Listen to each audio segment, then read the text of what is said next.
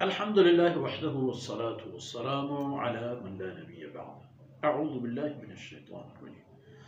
ترجي من تشاء منهن وتؤوي إليك من تشاء ومن ابتغيت ممن عزلت فلا جناح عليك ذلك أدنى أن تقر أعينهن ولا يحزن ويرضين بما آتيتهن كلهن والله يعلم ما في قلوبكم وكان الله عليما حليما. سبحانك لا علم لنا إلا ما علمتنا إنك أنت العليم الحكيم. رب اشرح لي صدري ويسر لي أمري واحلل عقدة من لساني يفقه قولي واجعل لي وزيرا من أهلي رب زدني علما وارزقني فهما. ثم أما بعد. جناب رسول اللہ صلی اللہ علیہ وسلم کی ذاتی خصوصیات میں سے ایک خاصیت یہ بھی ہے ترجی من تشاء منہن وتؤوی الیک من تشاء.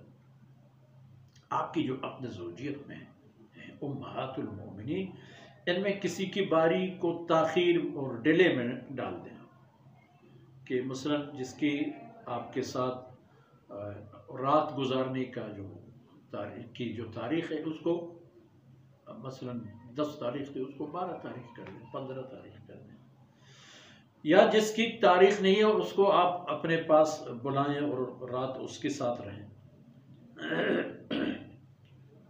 اس میں آپ آزاد ہیں. وَمَنِ ابْتَغَيْتَ مِمَّنْ عَزَلْتَ یا اپنی زوجات میں سے کسی سے آپ نے اپنے آپ کو یکسو فرما دیا ہے اور اس سے علیحدگی اختیار کی ہے اور دوبارہ اس کو آپ اپنے پاس بلائیں ان کو دوبارہ اپنے پاس اگر آپ کی چاہت ہو تب بھی آپ پر کوئی حرج نہیں ہے.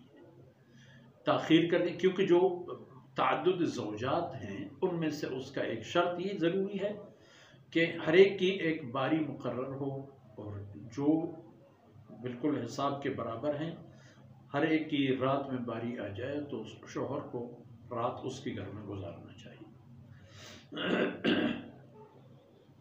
لیکن جناب رسول صلی اللہ علیہ وسلم کے لیے یہ شرائط یا ان شرائط میں استثناء ہے. آپ صلی اللہ علیہ وسلم چاہیں کسی کی باری کو تاخیر میں ڈال دیں اور جن کی تاریخ نہیں ہے ان کو مقدم فرما دیں یا جن سے آپ صلی اللہ علیہ وسلم نے جن زوجات میں سے کسی سے اگر آپ صلی اللہ علیہ وسلم نے فی الحال یکسوئی اختیار فرما دی ہے تو دوبارہ اس کے پاس تشریف لے جائیں یا اس کو اپنے پاس بلائیں. یہ سب آپ کے لیے آزاد ہے. وہ یہ اس لیے ہے کہ ان تقر اعینہم تاکہ ان کی آنکھیں ٹھنڈی ہو جائیں آپ کی صحبت میں اور آپ کی رفاقت میں. ولا يحزن تقر اعینہن ولا يحزن اور غمگین نہ ہو اس سے کہ اللہ کے رسول کی صحبت ہمیں نصیب نہیں ہو رہی. اور یہ کہ وَيَرْضِينَ بِمَا آتَيْتَهُنَّ كُلَّهُنَّ تاکہ وہ بھی راضی ہو جائیں جو کچھ آپ نے ان کو دے دیا ہے ان کے شباشی کے حصے یا ان کے اخراجات ان کے نان نفقہ ان کے سلوک اور حسن مہربانی وغیرہ یہ سب تاکہ وہ راضی ہو جائیں. واللہ یعلم ما فی قلوبکم آپ کے اور آپ کی امت کے آپ کی زوجات محترمات کے ہر ایک انسان کے دلوں کی بیت کیا ہے اللہ سب کو بہتر جانتا ہے. اللہ سے کوئی بات ڈکی چپی نہیں ہے. وَكَانَ اللَّهُ عَلِيمًا حَلِيمًا اللہ کی ذات سب کچھ جاننے والی ذات بھی ہے اور بردبار بھی ہے.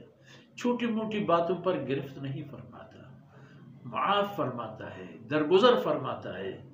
لیکن اس کا معنی یہ نہیں ہے کہ جب پکڑتا نہیں اور مؤاخذہ نہیں فرماتا تو نعوذ باللہ کسی کے دل میں آئے کہ اللہ کو تو پتہ ہی نہیں ہے.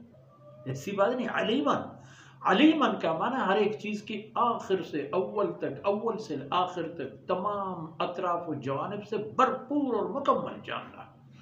تو اللہ کی ذات علیم ہے مکمل جاننے والی ذات اور حلم و تحمل کے ساتھ جو آپ لوگوں کی کوتاہیوں پر گرفت نہیں فرماتا.